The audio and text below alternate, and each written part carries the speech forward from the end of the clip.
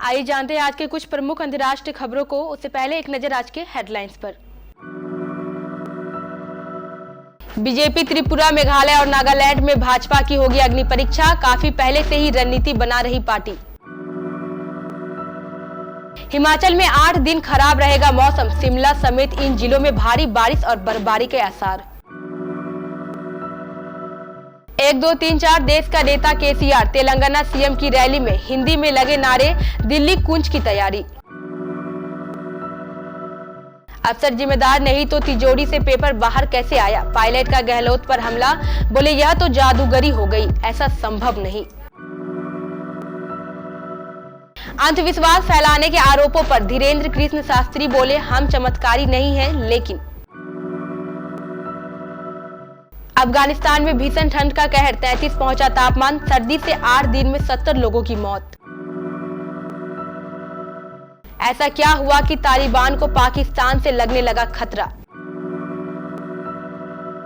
सोना हुआ सस्ता, जानिए 10 ग्राम सोने की कीमत। आलिया भट्ट दोबारा हुई प्रेग्नेंट, पति रणबीर कपूर संग इवेंट में आई नजर। सुमन गिल ने बनाए 3 वर्ल्ड रिकॉर्ड। तेंदुलकर, ईशान और फकर जमान को पीछे छोड़ा। रोहित बने भारत के सिक्सर किंग।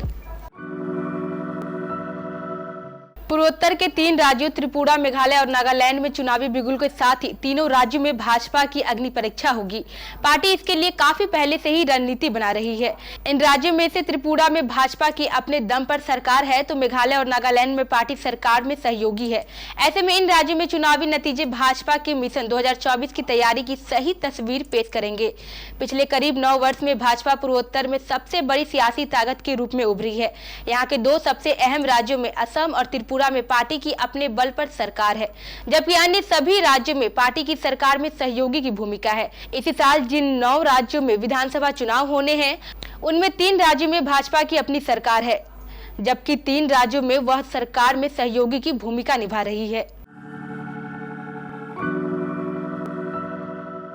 हिमाचल प्रदेश में 8 दिनों तक मौसम खराब बना रहने का पूर्वानुमान। इसी दौरान शिमला समेत 8 जिलों में 3 दिन भारी बारिश और बर्फबारी की संभावना है। मौसम विज्ञान केंद्र शिमला के अनुसार आज रात से पश्चिमी विक्षोभ राज्य में सक्रिय होगा। इसके प्रभाव से 18 की रात से 20 जनवरी तक जिला चंबा, लाहौल स्पीति, किन्नौर, कुल्लू, कांगड़ा, मंडी और शिमला में बर्फबारी की संभावना है। इस अवधि के दौरान निचले व मैदानी इलाकों में बादल छाए रहने के साथ ही हल्की बारिश हो सकती है। बीजेपी ने 2 दिन चले अपनी पार्टी के मंथन के बाद ऐलान कर दिया है कि एक बार फिर से भारतीय जनता पार्टी सत्ता में आएगी, मगर विपक्ष पसोपेश में है। एक तरफ राहुल गांधी बीजेपी को हराने के लिए भारत जोड़ो यात्रा कर रहे हैं, तो वहीं दूसरी ओर केसीआर कई विपक्षी दलों को एक मंच पर लाकर रैली की, जिसमें हिंदी में नारों गूंज जमकर सुनाई दी। केसीआर का इरादा बता रहा है कि वो तीसरे मोर्चे की नींव रख रहे हैं, जिसमें कांग्रेस नहीं है। ममता बनर्जी और नीतीश कुमार भी फिलहाल खामोश है, जिसके बाद सवाल उठ रहे हैं कि बीजेपी के खिलाफ क्या विपक्ष एकजुट होगा। पेपर लीक मामले में सचिन पायलट और मुख्यमंत्री अशोक गहलोत के बीच बार पलटवार तीसरे दिन भी जारी है। बुधवार को पायलट ने बड़े अफसरों को रिटायरमेंट के बाद राजनीतिक नियुक्तियों देने पर भी गहलोत का नाम लिए बिना तीखा हमला बोला है। पेपर लीक मामले में अफसरों को क्लीन चिट देने के लिए सीएम गहलोत ने बयान पर पायलट ने कहा, बार बार पेपर लीक होते हैं तो हमें दुख होता है। इसके लिए जिम्मेदारी तय करके एक्शन लेना होगा। अब कहा जा रहा है कि कोई अफसर जिम्मेदार नहीं है। पेपर तिजोरी में बंद होता है, तिजोरी में बंद पेपर बाहर बच्चों तक कैसे पहुंच गया? यह तो जादूगरी हो गई। बागेश्वर धाम सरकार धीरेन्द्र कृष्ण शास्त्री इन दिनों विवाद के चलते सुर्खियां बटोर रहे हैं। नागपुर में अंधविश्वास अनुमूल्य समिति ने धीरेन्द्र कृष्ण शास्त्री पर अंधविश्वास फैलाने और चुनौती से भागने का आरोप लगाया है। इस पर अब धीरेन्द्र कृष्ण शास्त्री ने रायपुर में बड़ा बयान दिया है। उन्होंने रायपुर में कहा है कि हनुमान जी की पूजा करना अंधश्रद्धा है, तो भारत के जितने भी हनुमान भक्त हैं सब पर FIR होनी चाहिए, फिर कैसे तुम्हारा थोबड़ा लाल करेंगे हनुमान जी। अफगानिस्तान में इन दिनों भीषण सर्दी पड़ रही है। आलम यह है कि पारा माइनस में पहुंच गया है। इसके चलते देश भर में 70 लोगों की मौत हो चुकी है। स्थानीय अधिकारियों ने बताया कि पिछले कई वर्षों में ऐसी सर्दी नहीं पड़ी है। रिपोर्ट्स के मुताबिक अफगानिस्तान के मौसम विज्ञान कार्यालय के प्रमुख मोहम्मद नसीम मुरादी ने काबुल और कई अन्य राज्यों में 10 जनवरी के बाद से तापमान में भारी गिरावट हुई है। साथ ही कहा कि मध्य क्षेत्र में वीकेंड पर पारा 33 डिग्री सेल्सियस तक पहुंच गया है, जो कि अब तक का सबसे कम तापमान दर्ज किया गया है। पाकिस्तान के बड़े बड़े शहरों में जहां तालिबानी आतंकियों की दावतें उड़ा करती थी, आज वही तालिबानी पाकिस्तान से खतरा मान रहे हैं। एक रिपोर्ट्स के अनुसार 21वीं सदी की शुरुआत से ऐसा पहली बार है जब तालिबान को पाकिस्तान से खतरा महसूस हो रहा है, वरना पिछले 2 दशकों में तो तालिबान आतंकियों के लिए पाकिस्तान किसी जन्नत से कम नहीं था। अफगानिस्तान के एक स्वतंत्र पत्रकार बिलाल सरवरे ने तालिबान की लीक इंटरनल रिपोर्ट के आधार पर जानकारी जुटाकर यह रिपोर्ट तैयार की है।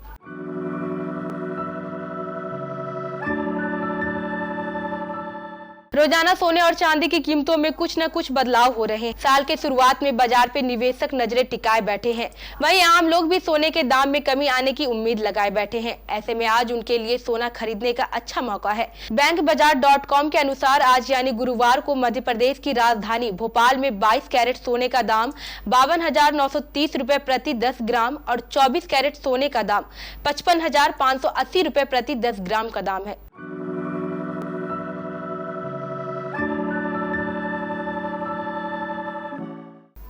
आलिया भट्ट और रणबीर कपूर इन दिनों अपनी जिंदगी के सबसे अच्छे पलों को एंजॉय कर रहे हैं। इसी बीच ही आलिया भट्ट और पति रणबीर कपूर साथ में एक खास प्रमोशन इवेंट में नजर आए। आलिया भट्ट इस दौरान काफी प्यारी लग रही थी। इस इवेंट में फोटोग्राफी अवार्ड 2023 का भी आयोजन किया गया था। बता दें, आलिया भट्ट और रणबीर कपूर हाल ही में मुंबई प्रेस क्लब में आयोजित हुए एक इवेंट में शामिल हुए। इस इवेंट में कपल और उनके परिवार की तस्वीर वहां लगी नजर आई। दीवार पर लगी इन तस्वीरों में रणबीर कपूर, आलिया के अलावा ऋषि कपूर और नीतू कपूर की भी फोटो थी। इन खास पलों को दोबारा याद कर आलिया और रणबीर के चेहरे में मुस्कान आ गई। हाल ही में आलिया भट्ट ने इंस्टाग्राम पर एक फोटो शेयर की थी जिसमें उन्होंने 2 फूल पकड़ा था, जिसके बाद फैंस ने उसके दोबारा प्रेग्नेंट होने की अटकलें लगाना शुरू कर दिया।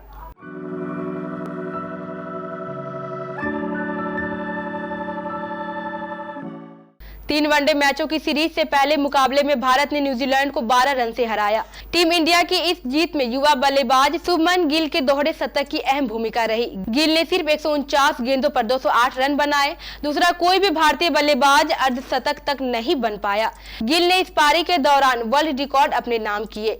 उसके अलावा भारतीय के कप्तान रोहित शर्मा ने महेंद्र सिंह धोनी का एक रिकॉर्ड तोड़ दिया।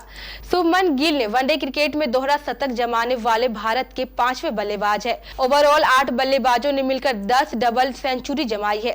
इनमें गिल यह कारनामा करने वाले सबसे युवा बल्लेबाज बन गए हैं। उन्होंने 23 साल 132 दिन की उम्र में दोहरा शतक जमाया है। अगले ग्राफिक्स में सबसे कम उम्र में दोहरा शतक जमाने वाले टॉप 3 बल्लेबाज देखिए।